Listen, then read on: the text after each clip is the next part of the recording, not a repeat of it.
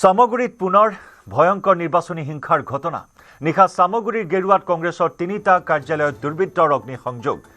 অঞ্চলটোত বিদ্যুৎ সেৱা বিচ্ছিন্ন কৰি কংগ্ৰেছৰ কাৰ্যালয়ৰ লগতে জ্বলাই দিলে এখন ব্ৰইলাৰ দোকান আনোৱাৰ হুছেইন নামৰ এজন লোকৰ ঘৰত থকা নিৰ্বাচনী কাৰ্যালয়ত অগ্নিসংযোগ কৰাৰ লগতে মুছাদিক ইকবালৰ ব্ৰইলাৰৰ দোকানত অগ্নিসংযোগ কৰাৰ অভিযোগ বিজেপি সমৰ্থকৰ বিৰুদ্ধে ঘটনাস্থলীত খটৱাল আৰক্ষী উপস্থিত হৈ আৰম্ভ কৰিছে তদন্ত ব্যাপক ৰূপত বৃদ্ধি পাইছে সামগুৰিত নিৰ্বাচনী হিংসা এটাৰ পিছত আনটো নিৰ্বাচনী হিংসাই উত্তেজনা সৃষ্টি কৰিছে সামগুৰিত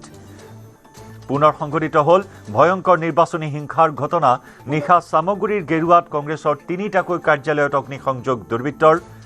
অঞ্চলটোত বিদ্যুৎ সেৱা বিচ্ছিন্ন কৰি কংগ্ৰেছৰ কাৰ্যালয়ৰ লগতে জ্বলাই দিলে এখন ব্ৰইলাৰ দোকান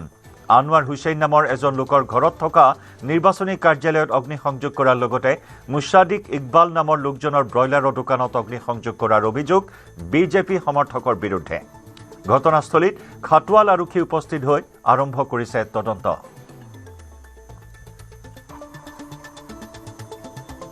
দিনত লগাইছো ৰাতি সিহঁতে সব প্লেট খুলি পেলাই দিছে জোৱানিকা কাৰ্যালয় জ্বলাইছে নেকি জোৱানিকা কাৰ্যালয় জ্বলাইছে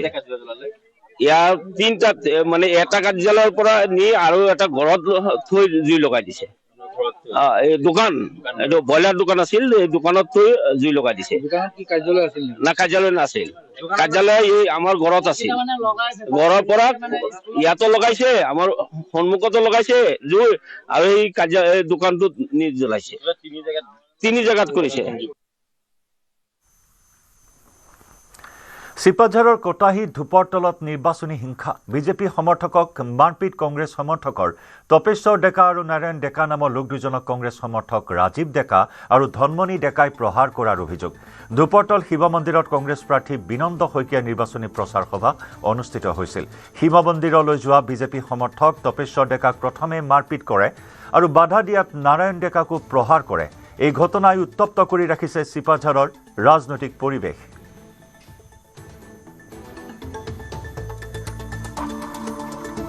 ধন ডেকা বুলি কোৱা ল'ৰা এটা বাইক এখন লৈ আহি বাইকৰ পৰা নামছি আৰু ঢাপঢুপ মাৰছি তাৰপৰা ৰাজীও মন্দিৰৰ ভিতৰৰ পৰা ওলাই আহি মোক তাৰমানে অলপ পঢ়া কৰিছে আৰু দাঁত দুটা মোৰ হলকি গৈছে আৰু বুকত 2 গুৰি মাৰছি এতিয়া বুকখন মই উহাললি অলপ দুখ পাওঁ কিন্তু কষ্ট মাথাটো দলৰ সৈতে মানে মই এতিয়া বৰ্তমান দলৰ সৈতে জড়িত নাই হ'লেও মই বিজেপিৰে চাবুদাৰ মই বিজেপি দলৰ লগতে ধৰা আছো আমি বহুত সহায় সুবিধা পাইছো আমি গৰীব মানুহ সদায় হাজিৰা ঠিকা কৰি খাওয়া মানুহ মন্দিৰত গৈছে যাওয়াৰ পিছত মানে বিনন্দ শইকীয়াৰ গুণ্ডা বাহিনীয়ে তেওঁক আগুৰি মানে প্ৰায় 5-6 জনীয়া এটা দুৰ্বৃত্তৰ দলে তেখেতক উপৰ্যুপৰি মাছি মানে বহুত মাছি আৰু তেখেতৰ মানে দাঁত পাত ভাঙি দিছি আৰু বুকত আঘাত পাইছি মুখেদি তেজ গৈছি যোৱাৰ পিছত আমি কেইজনমান মানে ব্যক্তিয়ে আমি লগে লগে 108 মাতিলো মাতাৰ পিছত আমি তেখেতক বৰিছুক হস্পিটেল ভৰ্তি কৰিছো এতিয়া বৰ্তমান অৱস্থাত বৰিছুক হস্পিটেলৰ পৰা এখেতক ৰেফাৰ দিছে আচলতে চিপাঝাৰ হস্পিটেললৈ ৰেফাৰ দিছে আৰু এই মুহূৰ্তত আমি সংযুক্ত হৈছো আমাৰ সতীৰ্থ সাংবাদিক নৱজ্যোতি মহন্তৰ সৈতে নৱজ্যোতি চিপাঝাৰৰ ৰাজনৈতিক পৰিৱেশ উত্তাল কৰি ৰাখিছে এনেধৰণৰ মাৰপিটৰ ঘটনাই বাহুবল প্ৰদৰ্শন কৰি এটাৰ পিছত আনটো হিংসাত্মক ঘটনা সংঘটিত হোৱাৰ এই তথ্য পোহৰলৈ আহিছে আৰু যি নেকি ধনমণি ডেকা আৰু ৰাজীৱ ডেকা কংগ্ৰেছৰ দুই সমৰ্থকে বিজেপিৰ দুই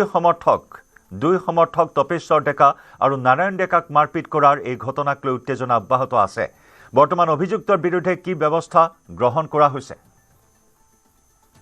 নিশ্চয়কৈ যিমানে নিৰ্বাচনৰ দিন চমু চাপি আহিছে সিমানে আচলতে নিৰ্বাচনী হিংসা বৃদ্ধি পাইছে বিশেষকৈ চিপাঝাৰ সমষ্টিত এই নিৰ্বাচনী হিংসা বৃদ্ধি পোৱা দেখিবলৈ পোৱা গৈছে কিছুদিন আগতেও এনে অনুৰূপ ঘটনা সংঘটিত হৈছিল নিৰ্বাচনী হিংসা সংঘটিত হৈছিল আৰু শেহতীয়াকৈ যোৱা নিশা আচলতে নিৰ্বাচনী প্ৰচাৰ চলাব আহিছিল বিনন্দ কুমাৰ শইকীয়াৰ সমৰ্থক লগত লৈ আৰু তেনে সময়তে এই দেখিবলৈ পোৱা গ'ল যে স্থানীয় লোকে যেতিয়া প্ৰশ্ন কৰিলে যে আমি এই সভাখন অনুষ্ঠিত হোৱাৰ কথা কিয় অৱগত নহয় এই ধৰণৰ কথা যেতিয়া উল্লেখ কৰিলে আৰু তেতিয়াই আচলতে দেখিবলৈ পোৱা গ'ল যে এক উত্তপ্ত পৰিৱেশৰ সৃষ্টি হ'ল যে মাৰপিটৰ ঘটনা সংঘটিত হ'ল বৰ্তমান শেহতীয়া পৰিস্থিতি বুলি ক'বলৈ গ'লে এই বিষয়ে ইতিমধ্যে যি বিজেপিৰ ফালৰ পৰা যেহেতু বিজেপিৰ কাৰ্যকৰ্তা বুলি ইতিমধ্যে উল্লেখ কৰিছে তেওঁলোকৰ ফালৰ পৰা এই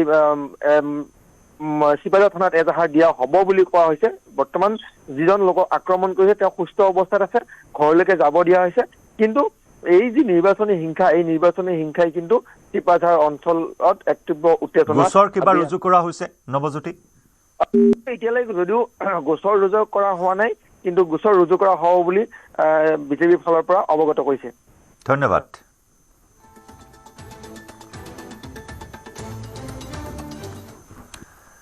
নিৰ্বাচন হিংসাৰ আন এক চাঞ্চল্যকৰ ঘটনা। নিৰ্বাচনী প্ৰচাৰৰ মাজতে চৰাইদেউত ঘটন জয় ভাৰত পাৰ্টিৰ সমৰ্থকৰ আক্ৰমণত নিহত হ'ল বিজেপি কৰ্মী। লাঠিৰে মৰিয়াই হত্যা বিজেপি কৰ্মী খুটকন বৰাক। জয় ভাৰত পাৰ্টিৰ সমৰ্থক তিলেশ্বৰ মুৰ্মুৰ বিৰুদ্ধে হত্যাৰ অভিযোগ। অভিযুক্ত তিলেশ্বৰ মুৰ্মুক আটক বৰহাট আৰক্ষীৰ। নিৰ্বাচনী প্ৰচাৰ অভিযানৰ মাজত এই অঘটন, নিৰ্বাচনী হিংসাই চূড়ান্ত ৰূপ ধাৰণ কৰা পৰিলক্ষিত হৈছে। জয় ভাৰত পাৰ্টিৰ সমৰ্থকৰ আক্ৰমণত নিহত হ'ল এজন বিজেপি কৰ্মী। লাঠিৰে মৰিয়াই হত্যা বিজেপি কৰ্মী খুটকন বৰাক। জয় ভাৰত পাৰ্টিৰ সমৰ্থক এইজন তিলেশ্বৰ মুৰ্মুৰ বিৰুদ্ধে হত্যাৰ অভিযোগ উত্থাপন হৈছে। ইতিমধ্যে অভিযুক্ত তিলেশ্বৰ মুৰ্মুক আটক বৰহাট আৰক্ষীৰ। চৰাইদেউৰ পৰা আমাৰ সতীৰ্থ সাংবাদিক হানসিং কোঁৱৰৰ সৈতে সংযুক্ত হৈছোঁ। হানসিং, এক ভয়ংকৰ নিৰ্বাচনী হিংসা য'ত বিজেপি কৰ্মীৰ মৃত্যুমুখত পৰিল। এই আক্ৰমণৰ ঘটনাত শেহতীয়া কি তথ্য লাভ কৰা হৈছে? হয় জয়ন্ত, ক'ব লাগিব যে যোৱা নিশা যি ঘটনা সংঘটিত হৈছে, আচলতে ভাৰতীয় জনতা পাৰ্টিৰ প্ৰচাৰ পত্ৰিকা বিলাই থকা অৱস্থাতে খুটকন বৰা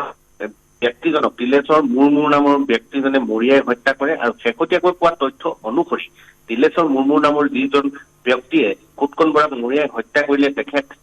ঝাৰখণ্ড মুক্তি মৰ্চা জয় ভাৰত যি দল আছে সেই দলৰ সমৰ্থক বুলি জানিব পৰা গৈছে। আৰু বৰহাট বাগিচাৰ কাষৰ আচলতে যি চুমদাৰ নামৰ ঠাইডোখৰত আচলতে ঘটনাটো সংঘটিত হৈছে, উত্তৰ চুমদাৰত। আৰু বৰহাট আৰক্ষীয়ে ইতিমধ্যেই পলায়ন কৰা হত্যাকাৰী যি তিলেশ্বৰ মুৰ্মুক তেখেতক আটক কৰিছে, কৰায়ত্ব কৰিছে আৰু সোধপোছ অব্যাহত ৰাখিছে। কিন্তু ক'ব লাগিব যে নিৰ্বাচনৰ মাজতে আচলতে এনেধৰণৰ হত্যাকাণ্ডে চাঞ্চল্য বিৰাজ কৰিছে, যিহেতু আজি চৰাইদেউ জিলাৰ 93 নং এই সমষ্টিলৈ অসমৰ মুখ্যমন্ত্ৰীয়ে ভাৰতীয় জনতা পাৰ্টি মিত্ৰ দলৰ প্ৰাৰ্থীৰ হৈ প্ৰচাৰ চলাবলৈ আহিব। তাৰ পূৰ্বে এনেধৰণৰ ঘটনাই আচলতে স্বাভাৱিকতেই ভাৰতীয় জনতা পাৰ্টি তথা মিত্ৰ দলৰ যিসমূহ সমৰ্থক আছে, নেতা কৰ্মী আছে, তেওঁলোকক ব্যৰ্থিত কৰিছে। আৰু নিৰ্বাচনমুখী এনেধৰণৰ অৱস্থাত নতুনকৈ আচলতে বাগিচা অঞ্চলত শিপাবলৈ আৰম্ভ কৰা ঝাৰখণ্ড মুক্তি মৰ্চা জয় ভাৰত দলৰ সমৰ্থকে এনে হত্যাকাণ্ড সংঘটিত কৰাক লৈ স্বাভাৱিকতেই ভাৰতীয় জনতা পাৰ্টি আৰু তেখেতসকলৰ মিত্ৰ দলৰ যিসমূহ কাৰ্যকৰ্তা আছে তেখেতসকলক ক্ষোভিত কৰি তুলিছে। জয়ন্ত, এই মুহূৰ্তত অভিযুক্তৰ বিৰুদ্ধে আৰু কি ব্যৱস্থা গ্ৰহণ কৰা হৈছে? কাৰণ নিশাৰ ভাগতে গ্ৰেপ্তাৰ কৰা হৈছে অভিযুক্তক। হয় জয়ন্ত, এটা কথা ক'ব লাগিব, স্বাভাৱিকতে হত্যাকাণ্ডৰ লগত জড়িত হলে আচলতে আইনে যি ব্যৱস্থা লয় সেই ব্যৱস্থা আচলতে গ্ৰহণ কৰিব বুলি ইতিমধ্যে আমাক আৰক্ষীয়ে জানিবলৈ দিছে। আৰু কিহৰ বাবে হত্যাকাণ্ডটো সংঘটিত হল শেহতীয়াকৈ জানিব পৰা মতে তেওঁলোকৰ মাজত সৃষ্টি হোৱা নিৰ্বাচন কেন্দ্ৰিক বাক বিতণ্ডৰ বাবে আচলতে মতানৈক্যৰ বাবে আচলতে সংঘটিত হল বুলি জানিব পৰা গৈছে। কিন্তু আৰক্ষীয়ে আৰু এটা সূক্ষ্মভাৱে যি তদন্ত আছে অব্যাহত ৰাখিছে আৰু সম্পূৰ্ণ বিহিত ব্যৱস্থা যি ধৰণে গ্ৰহণ কৰা হয় এজন হত্যাকাৰীৰ বিৰুদ্ধে সেই ব্যৱস্থা গ্ৰহণ কৰিব বুলি আৰক্ষীয়ে আমাক জানিবলৈ দিছে। আৰু পৰৱৰ্তী পৰ্যায়ত আচলতে কি ধৰণৰ পৰ্যায়ত গৈ আচলতে এই ঘটনা সংঘটিত হল তাৰো আচলতে সূক্ষ্মভাৱে তদন্ত কৰিব বুলি আমাক জানিবলৈ দিছে। ধন্যবাদ জনাইছো আপোনাক।